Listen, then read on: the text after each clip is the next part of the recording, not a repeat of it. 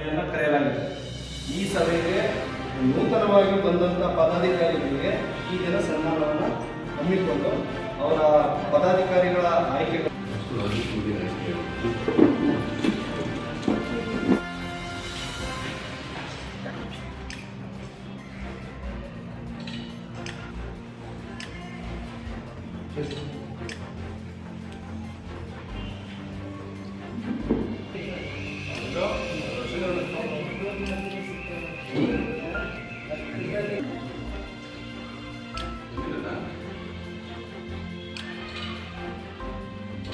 okay bottle ತೆಗಿದೆ ಈಗ ಅಲ್ಲದಾಗಿಲ್ಲ